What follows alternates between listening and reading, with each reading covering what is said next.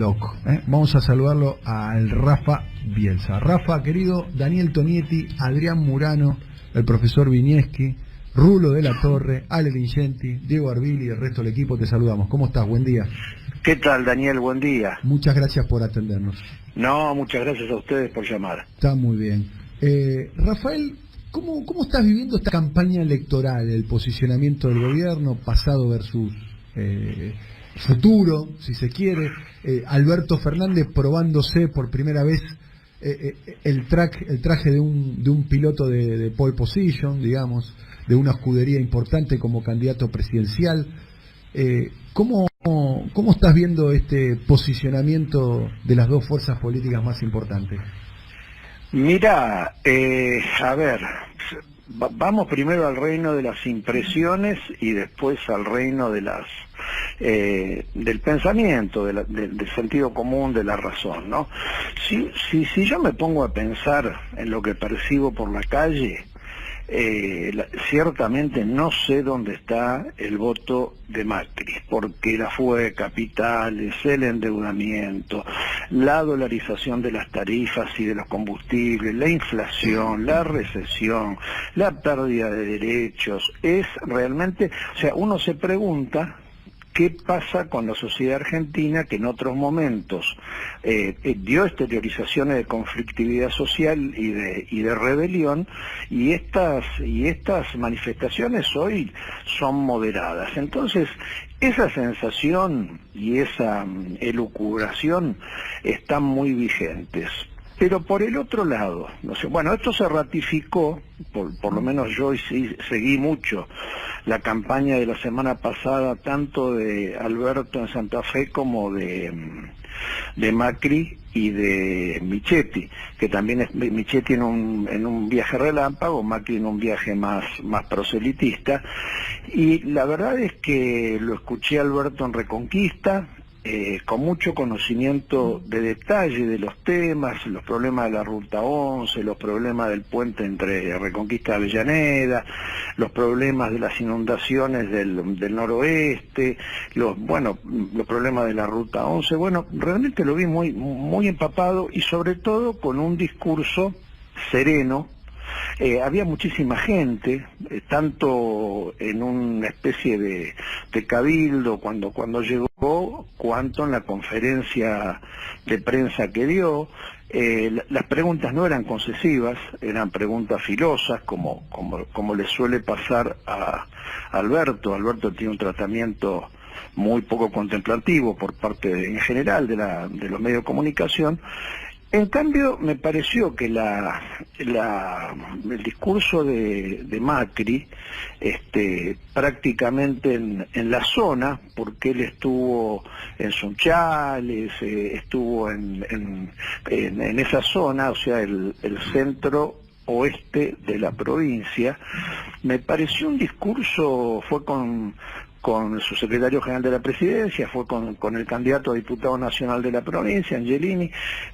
Todos los discursos me parecieron muy agresivos, ¿sabes? Me parecieron muy descalificantes, me parecieron que tenían mucho enojo, que tenían mucha ira, y además un enorme vacío de contenido, ¿no? Pasado versus futuro, los grandes sellos con los que nos estampillan, como la corrupción, el PBI que robó nuestro gobierno. Yo hablo del peronismo kirchnerista, no estoy hablando desde un lugar neutral ni de analista objetivo, ¿no?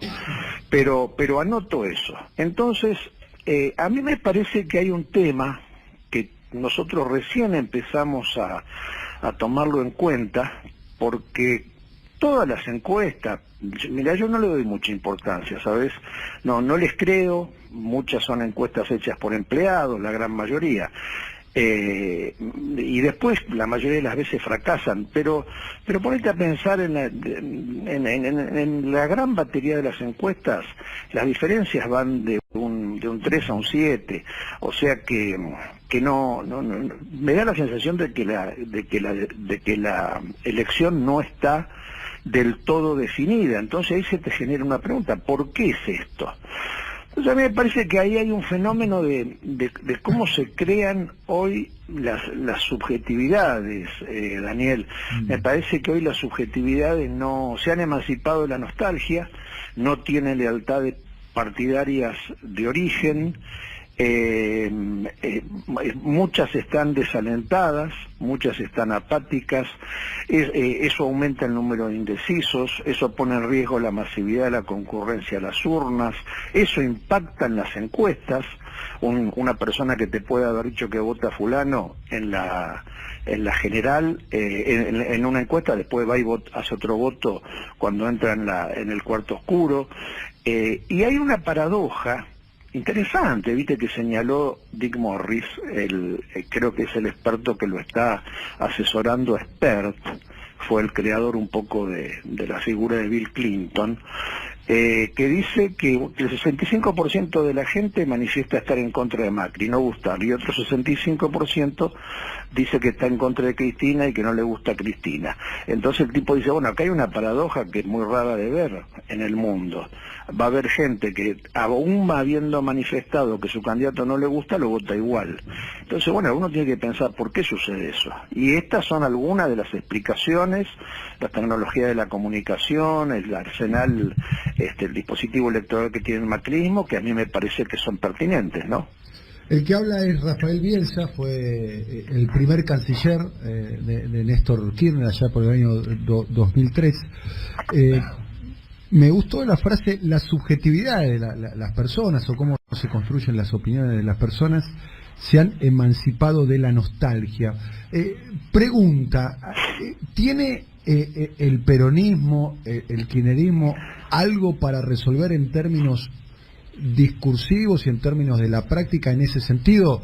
Digo, vamos a volver, como volver al pasado, ¿no? Volver es volver al pasado, y la idea de los 12 años, en algún momento incluso cuando fueron gobierno, la idea de la década ganada, debería de resolver eso y mirar un poquitito más hacia el futuro, la fuerza política, y en particular el que lleva el 10 en el dorsal y que lleva la banda de capitán, que siempre en toda campaña electoral es el candidato, en este caso Alberto Fernández, digamos. ¿Hace falta un poquito más de futuro y menos nostalgia? Mira, mira, Daniel, Alberto debe pensar cada vez que se sienta para que le hagan una entrevista en esa frase de que hacen falta dos para bailar un tango, ¿no? Porque yo lo conozco, fue mi compañero de gabinete y vivimos muchas cosas juntos, y Alberto es un gestor minucioso y de una enorme responsabilidad. Alberto tiene pasión por los problemas y tiene pasión por encontrarles una solución, y yo creo que cuando puede, porque casi nunca puede, cuando puede, él expresa un modelo económico, social, de integración, que es un poco contrario a un elemento de las nuevas subjetividades que es el individualismo, ¿no? O sea, Alberto propone un modelo inclusivo y un modelo más colectivo que el modelo que propone el actual oficialismo. Y a mí me parece que él cada vez, a medida que va ganando un poco de espacio y no hay tanto acoso y descalificación y prejuicio en las preguntas que le hacen, él puede expresar esto, que para mí es un arma cargada de futuro. En realidad es curioso que Macri diga que hay que votarlo para dejar atrás el pasado y ir al futuro, cuando ese futuro que Macri promete, la Argentina ya lo vivió con Martínez de Oz, ya lo vivió en la década de los 90, entonces un futuro curioso. Me hace acordar de la serie Dark, ¿no es cierto? Parece que han encontrado la cueva por donde es posible viajar al pasado y viajar al futuro, porque él promete un futuro que es absolutamente inviable para la gran mayoría de los argentinos, y eso lo sabemos todos. Rafael, o sea, sí. ¿Qué tal, Adrián Mura? ¿Cómo te va? En relación Hola, a esto Adrián. último, algo que decías al principio, que es, no veo quién lo va a matar a Macri porque en la calle todo el mundo está mal. Ahora, vos articulás con lo que se conoce como el círculo rojo, es decir, con los empresarios. De hecho, trabajás en una empresa importante. Sí. ¿Qué dice el círculo rojo respecto a un triunfo de Alberto? Porque va a meter mucho miedo el gobierno con ese cuco, con que el kirchnerismo o que el círculo rojo es reactivo a las empresas argentinas, los grandes empresarios, incluso las multinacionales, son reactivas al kirchnerismo? Mira, acá hay dos elementos, Adrián. El primer elemento es lo que dicen y el segundo elemento es dónde la ponen. Cuando meten la mano en el grilo, ahí está la verdad. Y a mí me parece que lo que dicen los empresarios en sus cámaras, esas tibias mostraditas de uñas de las garritas, no tiene nada que ver con lo que hacen. Y lo que hacen nadie lo expresó mejor que Guillermo Calvo. Yo creo que el Círculo Rojo le picó el boleto a Macri. No me gusta esa expresión de Círculo Rojo porque los integrantes son diversos y dispersos, ¿no? Pero digamos, cuando en este gobierno las condiciones para la inversión productiva se han estrechado hasta el círculo más íntimo de relaciones del actual presidente. Si vos tenés actividad financiera, vos tenés activos energéticos, vas a ganar dinero. Si a lo mejor, si te conseguís un buen FOT, podés hacer una obra de real estate, de inmobiliaria, y ganar un buen dinero. Y el resto la mira por TV. Entonces, yo creo que lo que dijo Calvo, que fue distorsionado o ignorado por los medios hegemónicos, es lo que piensa el llamado Círculo Rojo. En estas condiciones no hay forma de que personas que tienen muchísimo dinero, y la gran mayoría de ellos en el exterior, y muchos de ellos en actividades productivas en el exterior. Nosotros tenemos un presidente que lo fue a laudar, a aplaudir a Paolo Roca cuando inauguró una planta en los Estados Unidos. Es una cosa, yo te digo francamente, si en Argentina hubiese ocupación plena, no me molestaría, porque siempre es lindo tener varias multinacionales. A más multinacionales, mejor. Atención política del Clubhouse en un condominio. Dejaste otra frase que es: el Círculo Rojo le picó el boleto a este gobierno. Pero por otro lado, estamos hablando con Rafael Bielsa. Se ve que muchos empresarios importantes de empresas importantes han salido del placar en términos ideológicos, han armado un grupo de WhatsApp que tiene 220 miembros, donde están, por caso, los integrantes de lo que se llama los unicornios. Las empresas unicornios, que son las empresas que tienen una evaluación de mayor a $1.000 millones y que son empresas tecnológicas. Está Despegar, Mercado Libre, sí, está Migoya, está Galperín, Globan, ¿sí? Está OLX con Alex Oxenford y demás. Y salieron fuertemente los empresarios que uno podría interpretar que son las personas que personifican lo que se llama la figura del Círculo Rojo, a apoyar fuertemente y a instalar temas de campaña, por caso la reforma laboral. Mira, te voy a decir una cosa. En primer lugar, vuelvo a lo que te dije antes, ¿no?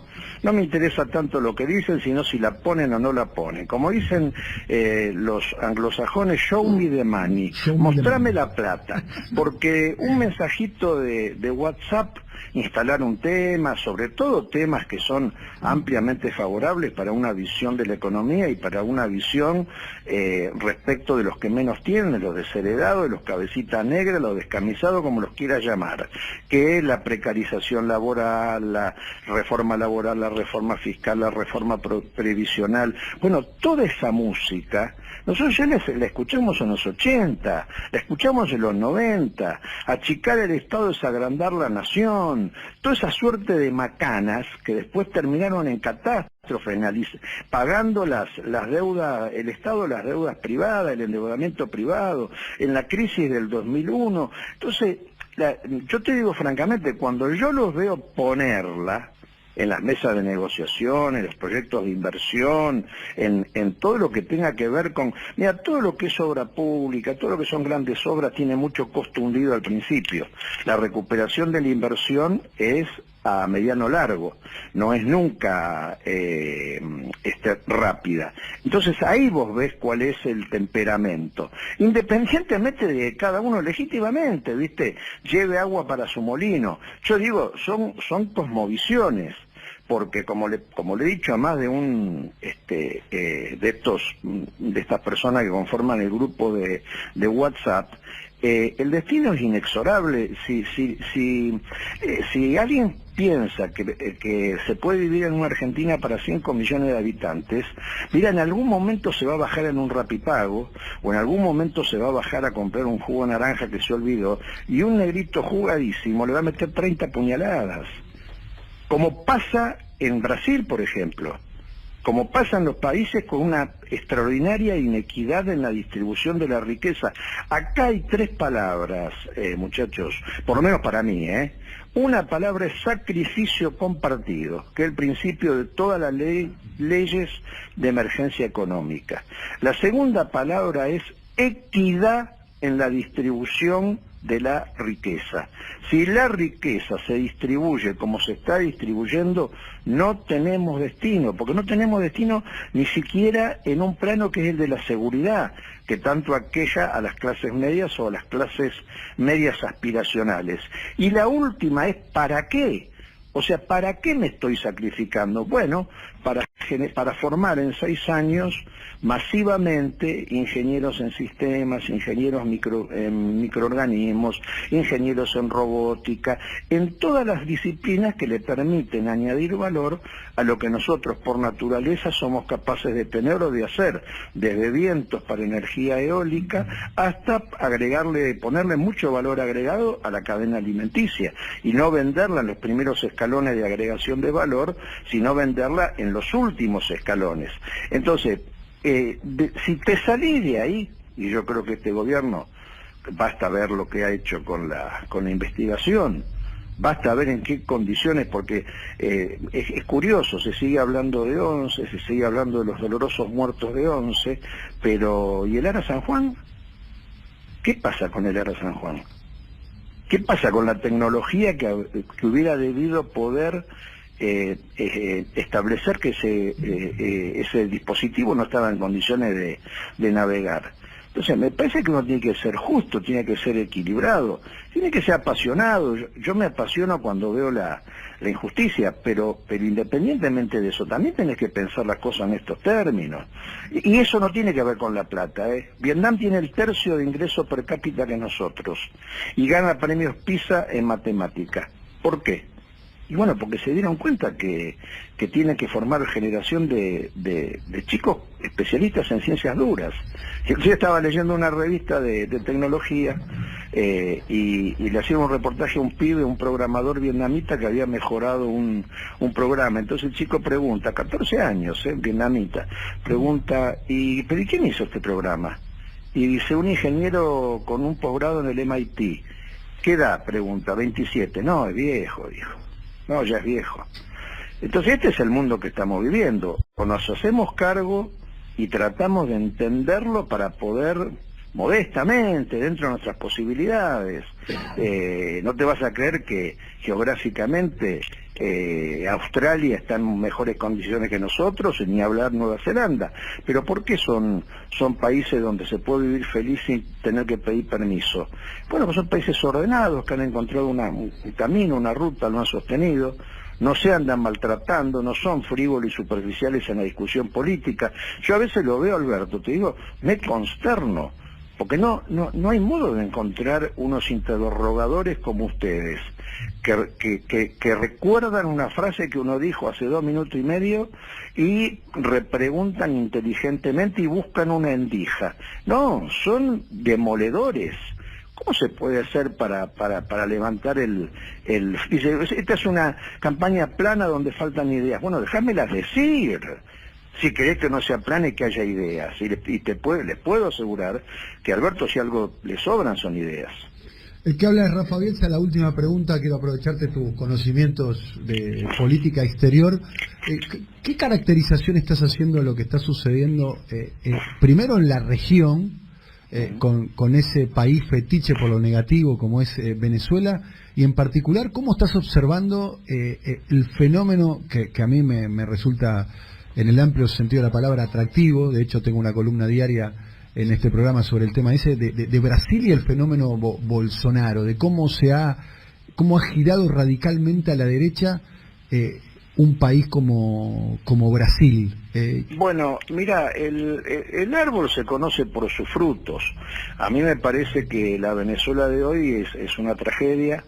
Realmente, con cualquier persona que uno hable de aquí, de allá, pro régimen de Maduro, en contra del régimen de Maduro, bueno, creo que la situación es cada vez más compleja. El tema es cuál es la mejor manera de ayudar un país que nos ayudó mucho, porque fue refugio cuando aquí el terrorismo de Estado hacía estragos. Muchos de nuestros amigos o de los padres de gente joven se exiliaron en Venezuela. El propio Terraño, nuestro embajador ante la... Fue director del diario El Espectador, ¿no? Exactamente, efectivamente. Y además nos ayudó mucho cuando nosotros teníamos problemas mientras renegociábamos la crisis, el default. Nos ayudó muchísimo. Entonces yo digo, ¿cómo se lo ayuda? ¿Con el Grupo de Lima? ¿Con el Grupo Los 21? No, eso es comparsa. Se lo ayuda con la digna posición de Uruguay y de México, que han honrado la tradición de política exterior de Latinoamérica, o sea, proponiendo y no condenando, porque nadie puede sentarse en el lugar de árbitro, que es lo que pretendía el Grupo de Lima, si en el documento liminar, en el documento de lanzamiento del Grupo de Lima, condenan a la presidencia de Maduro. Entonces, ¿cómo se puede arbitrar si uno ya preemitió una opinión negativa? Eso respecto de Venezuela. Respecto de Brasil, yo digo, ni tan calvo ni con dos pelucas, ¿no?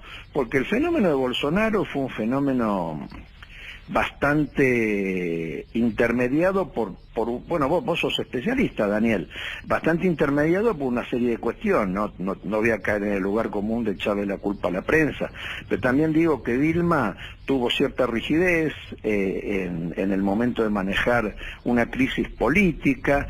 Me parece que los procesos tienen una decaescencia, tienen un cansancio. O sea, hay fatiga de materiales, de proceso. El proceso ya era largo, como fue largo el nuestro. La Constitución no es tonta cuando te dice 2 periodos de 4. Y más sabia la Constitución de Estados Unidos, porque después de 2 periodos de 4 te manda a tu casa. Entonces, cuando vos no te das cuenta que el material está fatigado, está muy bien que las instituciones te hagan dar cuenta. Entonces, a mí me parece que el secreto reside en rodearse de gente talentosa que pueda continuar tu tarea. No hay nada mejor que hacer un buen gobierno de 4 años sacrificado, con dolores, con altibajos, pero con un sentido de propósito, y después de un cierto tiempo irte a tu casa y ser un hombre de consulta. Es una cosa maravillosa, y obtener por la calle el reconocimiento, la gratitud, o por lo menos la falta de agresividad de la gente. ¿La estás jubilando a Cristina, Rafael? ¿Cómo? ¿La estás jubilando a Cristina? Mirá, me parece que vos me decís cuidando. No, jubilando. Está diciendo hay que ser un hombre después de un tiempo, que es una persona de consulta. De proceso, no de personas. Es como si vos me dijeras, si lo jubilé a Lula, si Lula no era el presidente. La presidenta era Dilma. No, son procesos, los procesos. Los procesos tienen fatiga de material. Entonces hay que renovarlos. Y esto no es una cuestión latinoamericana, sudamericana, sino que es una cuestión, hasta te diría, de naturaleza universal. Universal. Tenés que ser un país muy especial, China con Xi Jinping. Fíjate lo que pasa en España, ¿no? Con una generación sub-45 ejerciendo los liderazgos de todos los partidos importantes. Y lo bueno, que sucede en Portugal, lo que sucede en Francia. ¿Sabés qué pasó? Lo que pasó en España es que se le quedó viejo el andamiaje institucional. Claro. Porque el andamiaje institucional era para un sistema bipartidista, para un PSOE, o para un socialismo y para un conservadurismo. Ahora, cuando nacieron nuevas flores, el sistema no dio para darles una representatividad y una satisfacción en áreas gubernamentales. Lo que está crujiendo en España no es el sistema de partidos, es el corset que le ha puesto la Constitución del 78. Entonces, pero precisamente, yo qué es lo que digo con el fenómeno Bolsonaro, ojo con creérsela, Mirá que después tiene que funcionar la economía. Cosa que no está sucediendo, ¿no? Cosa que no está sucediendo. Brasil, ¿no? Entonces yo te digo que los mercados son tontos. Son inteligentes cuando tienen que ser inteligentes y cuando no nos conviene como ejemplo son tontos. No es así, no funcionan así las cosas, Daniel. Las cosas son cada día más complejas.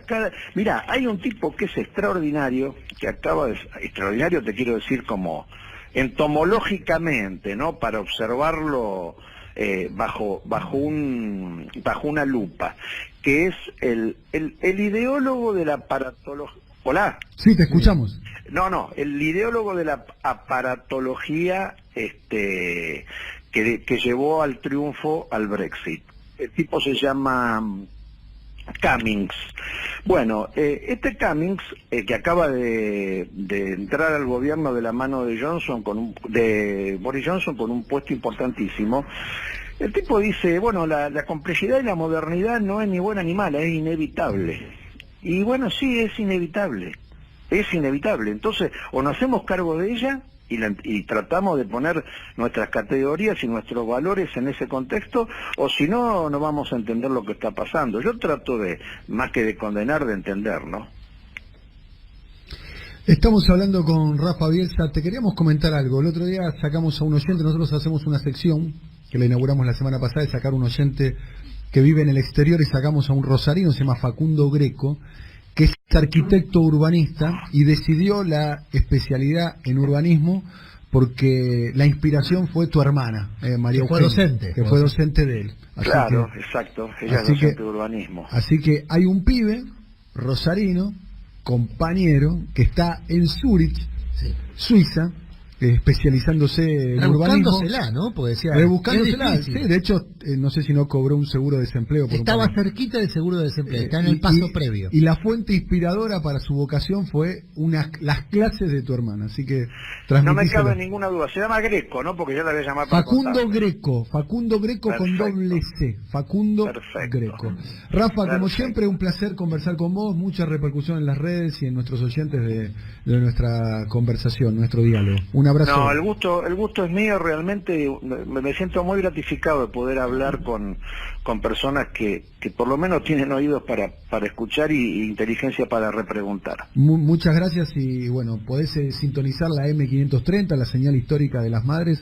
Nosotros estamos aquí de 9 a 12 todos los días, y cuando tengas tiempo y ganas, si querés pegarte una vuelta por la radio a conversar más extensamente en el piso, invitadísimo. Muchísimas gracias, muchachos. Un abrazo. Un gran abrazo. Hasta luego.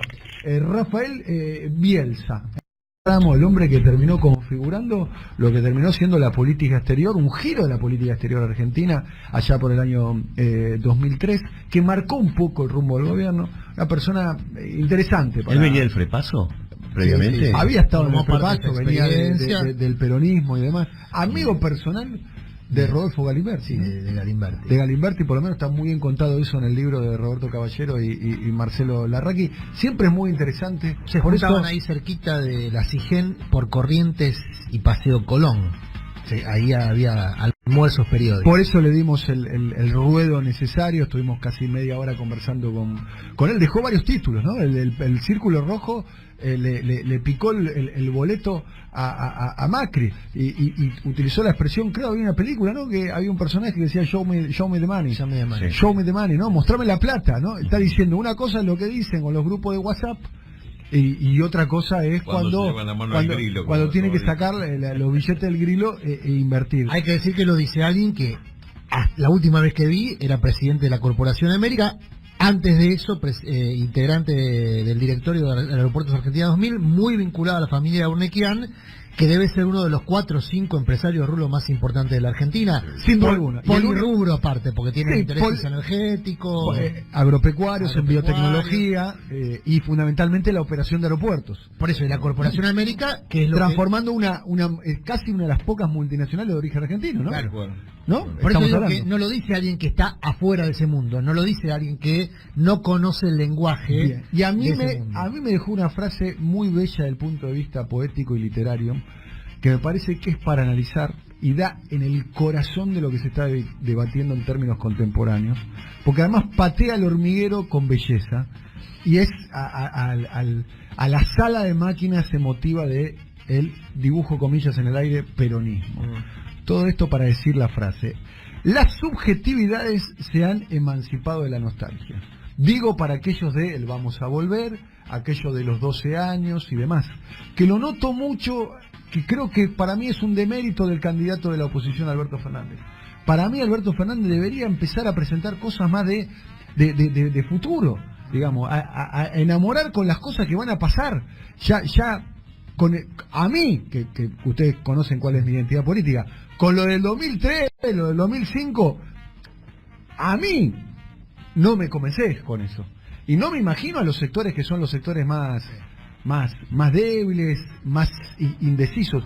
Una cosa más bueno, lo de la LELIC es un discurso de futuro, ¿no? Bien. Sí, medicamentos y jubilaciones. Son, los tres elementos que hasta ahora marcó como elementos del futuro. Hay un problema, Daniel, con esto. Pero yo digo, voy a terminar mis 4 años de mandato y voy a garantizar de que las clases el primer lunes de marzo empiecen en todo el país siempre. Voy a trabajar para eso. Alberto no es el único.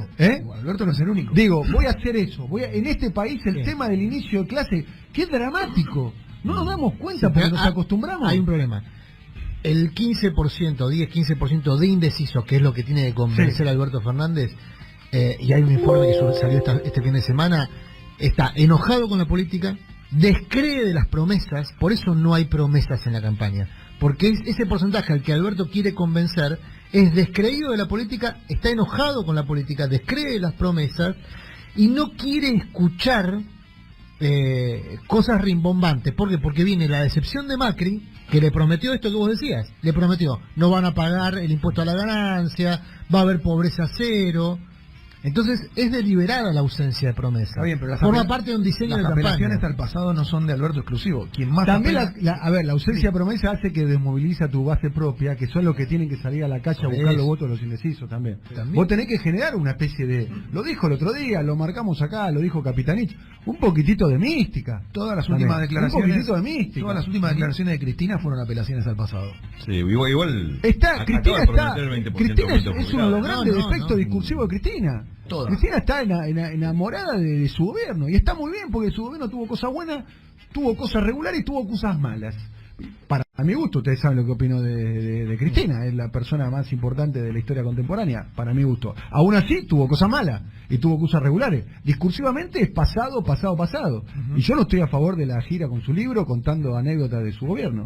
No estoy a favor. Eran los roles. Cristina hablaba de su gobierno y reafirmaba la idea pero bueno, reafirmaba la idea que se vuelve al asado. Hay una base del 30% que siguió fiel todos estos años, que no condice con ese. Y que es la continuidad de esas políticas, porque lo que plantea Cristina es la continuidad de políticas interrumpidas en estos 4 años. Lo que tiene que plantear Alberto es la continuidad de esas políticas mejoradas y con elementos del presente, que no son los mismos elementos. Si la gente hubiese querido la continuidad de la política, hubiese ganado en 2015 o 2017.